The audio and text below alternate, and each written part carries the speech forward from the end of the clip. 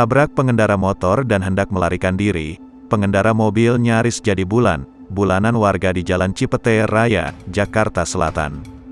Pengendara motor yang merupakan korban tabrak lari sempat berusaha mengejar mobil yang menabraknya, namun pengendara mobil berusaha melarikan diri.